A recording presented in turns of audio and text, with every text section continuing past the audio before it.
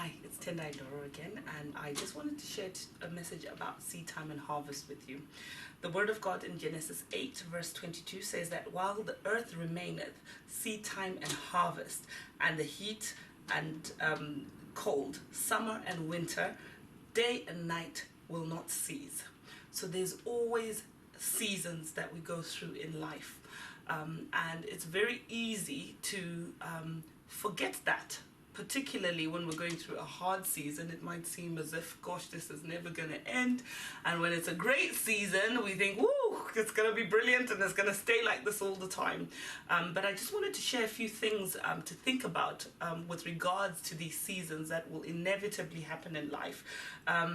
The key thing is to understand the season that you're in, because when it comes to whatever you do with your money, whether it is a business that you're planning, whether it's an investment, whether it's actually purchasing an asset like a home, the timing is, it has to be impeccable if you start to analyze things.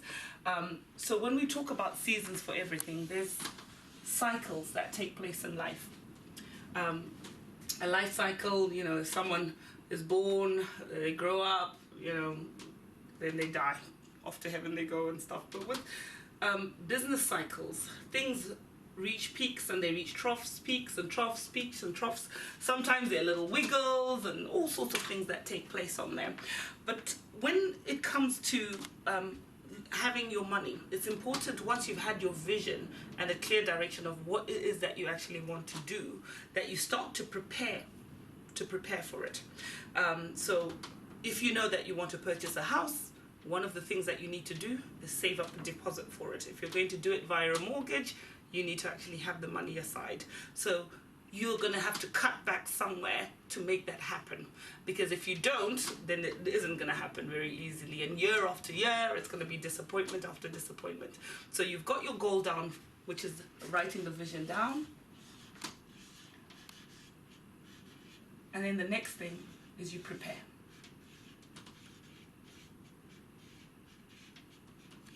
So as you prepare, it can be very frustrating because these cycles will still be taking place. And when you're on your track and on your lane, the key thing is not to look to the left or the right, because others will be doing other things because they're at different points in their own cycles.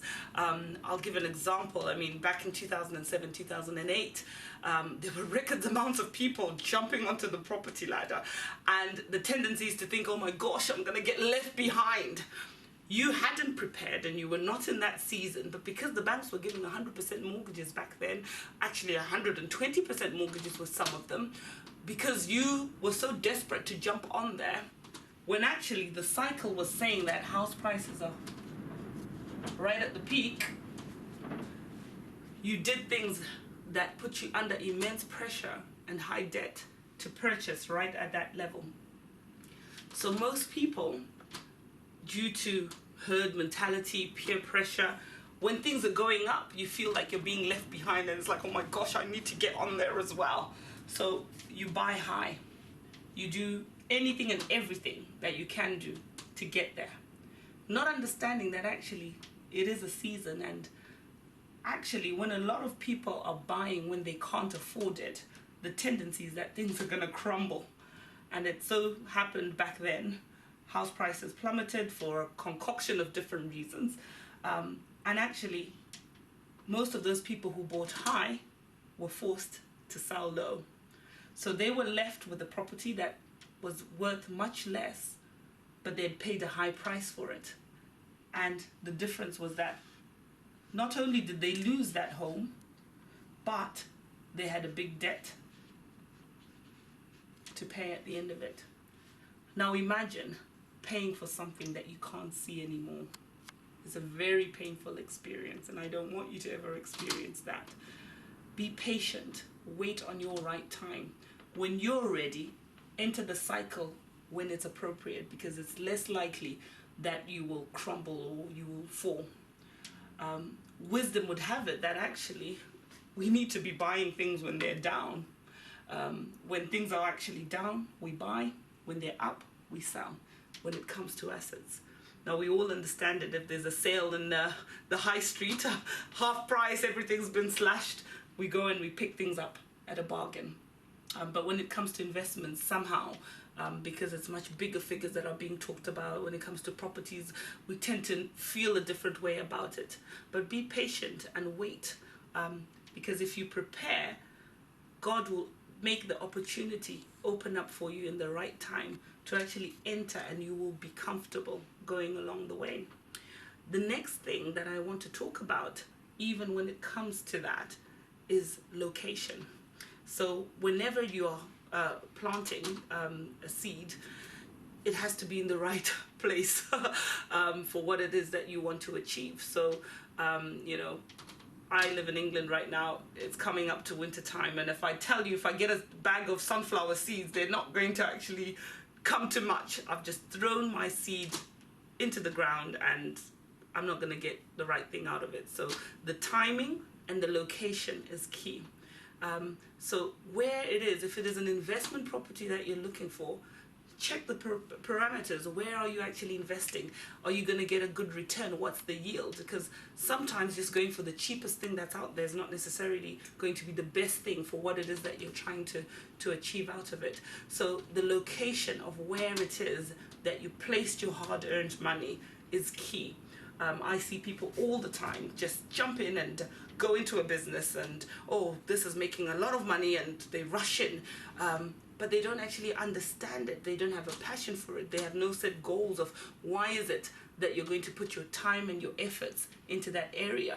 You know, if you're around a place where, you know, people are you know, quite below the breadline, and you start a business of high-end, you know, furniture, it's not the best location for that business. So understand the location of where it is that you're sowing that seed and that investment as well. So thank you. I hope that's given you a little idea about seed time and harvesting, because again, when the harvest time comes, when you have your goals, you're not going to actually take it all and eat it and spend it all, but because you've gone through the cycle, it's an opportunity for growth. You can reinvest. It's to re-put into the ground again. And as the harvest enlarges and gets bigger and bigger, and you get comfortable with one type of investment or one type of way of doing things, it's potentially an opportunity to start diversifying. You know, they say don't put all your eggs in one basket, because, you know, one day that basket will fall and all your eggs will crumble. So starting to look at other areas where you might be interested in, other areas where you might have different strengths is a key thing when it comes to diversification. So as you sow your seed, do it in the right place, do it at the right time. Don't look at what other people are doing. Don't get moved just because everybody else is sowing into that place.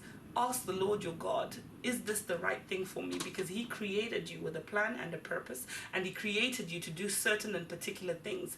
They're gifts, they're skills that are within you, and what he has given you, he's given you everything pertaining to life and godliness. It's all around you. So the minute you identify what seed is it that I am carrying, who am I, what do I have, you're likely to invest in the right things, in the right places. If you're a singer, you need to invest in music lessons. If you're an instrumentalist, spending your time, you know, understanding how different, you know, pieces of equipment work. If you're an artist, spend time and sow into those areas so that they develop, they mature, and when the harvest comes, it will be an amazing and beautiful thing.